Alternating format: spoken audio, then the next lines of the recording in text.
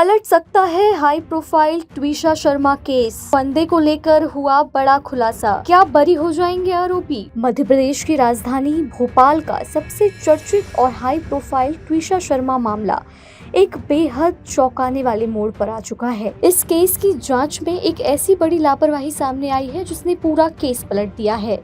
इस चूक का सीधा फायदा जेल में बंद आरोपियों को मिल सकता है।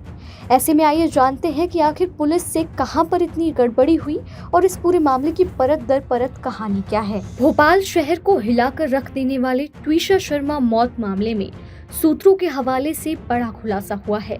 इस केस की शुरुआती जांच में एक ऐसी गंभीर लापरवाही सामने आई है जो पूरे केस का रुख बदल सकती है। पता चला है कि जब ट्विशा की मौत के बाद भोपाल एम्स के डॉक्टरों ने उसका पहला पोस्टमार्टम किया था, तब पुलिस ने डॉक्टरों को वो फंदा सौंपा ही नहीं जिससे ट्विशा की फांसी लगाने का दावा किया जा रहा था। इस वजह से डॉक्टरों के पास जांच का एक अहम जरिया नहीं बचा। इस मामले में आगे पता चला है कि घटना वाली जगह यानी जो क्राइम सीन है वहां से पुलिस ने जो फंदा बरामद किया था, उस फंदे को लेकर किसी तरीके की कानूनी कागजी कार्यवाही नहीं की गई। ट्विशा की मौत की सच्चाई जानने के लिए आपको बता दें, सबसे जो जरूरी सबूत था उसे पुलिस ने मौके से उठा लिया, यानी वो फंदा, लेकिन कागजों पर किसी ने ये दर्ज नहीं किया कि ये वही फंदा है जिससे फांसी लगी थी।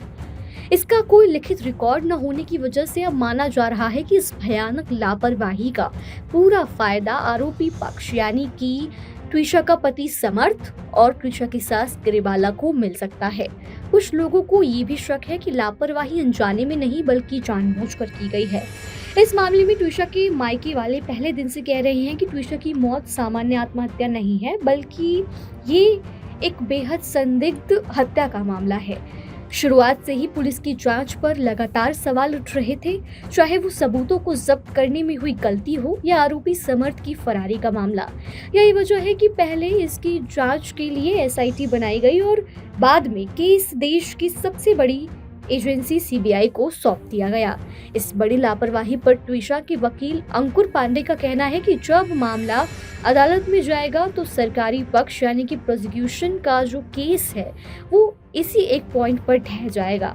जो फंदे वाली बात बताई गई आपको, पुलिस ने खुद अपने पैरों पर कुल्हाड़ी मार ली है, क्योंकि इसे गलती से आरोपी कोर्ट से बाइज्जत बरी हो सकते हैं। ये सिर्फ लापरवाही नहीं बल्कि एक सोची समझी साजिश करार दिया जा रहा है।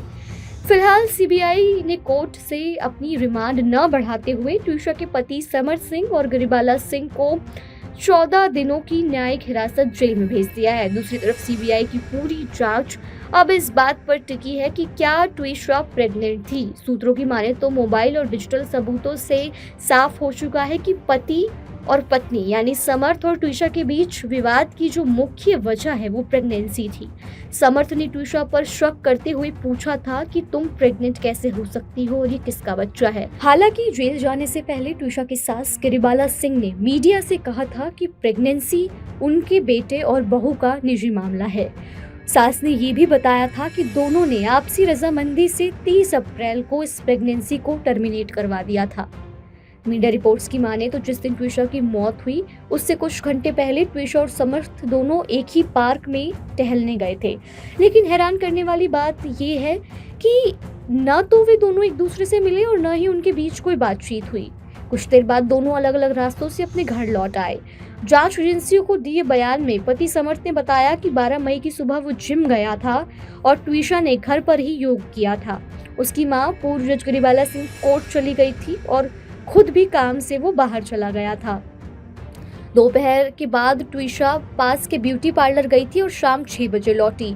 इसके बाद समर्थ इको पार्क टहलने चला गया। उसके पीछे पीछे ट्विशा भी आई, पर वो दोनों साथ नहीं मिले और शाम 7 बजे अलग अलग रास्ते से वापसी घर आ गए। इसके बाद ट्विशा के पति और सास गिरिबाला सिंह का कहना है कि ट्विशा ने अचानक से आत्महत्या कर ली और जब ट्विशा के परिजनों ने बताया कि ट्विशा फोन नहीं उठा रही है और जिसके बाद जाकर पति और सास ट्विशा के कमरे में गए तो वो मृत पाई गई। आपको बता दें, नोएडा की रहने वाली ट्विशा, जिसकी शादी दिसंबर 2025 में भोपाल के वकील समर्थ सिंह से हुई थी, लेकिन शादी के 5 महीने बाद ही 12 मई 2026 की रात ट्विशा की संदिग्ध परिस्थितियों में मौत हो गई थी। ट्विशा अपने ससुराल में फंदे से लटकी मिली थी, जहां सास और पति उन्हें रात में भोपाल एम्स ले गए, जहां डॉक्टरों ने ट्विशा को मृत करार दिया। मामला तब और ज्यादा उलझ गया जब ससुराल वालों पर सबूत मिटाने के आरोप लगे। आरोप है कि मौत के ठीक बाद उन्होंने पुलिस को बताने की बजाय न्यायिक अधिकारियों और बड़े पुलिस अफसरों को फोन लगाकर मामले को दबाने या प्रभावित करने की कोशिश की। इसी विवाद के चलते ट्विशा का शव करीब 12 दिनों तक एम्स के मॉर्चरी में रखा रहा, जिसके करीब 12 दिन बाद जाकर ट्विशा का जो अंतिम संस्कार है वो किया गया।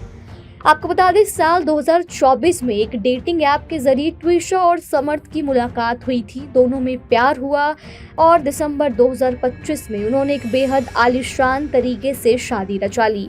इस शादी में कई बड़े बड़े रसूखदार लोग शामिल हुए थे, लेकिन तब किसी को अंदाजा नहीं था कि इस सुंदर सी शादी का अंजाम इतना खौफनाक होगा।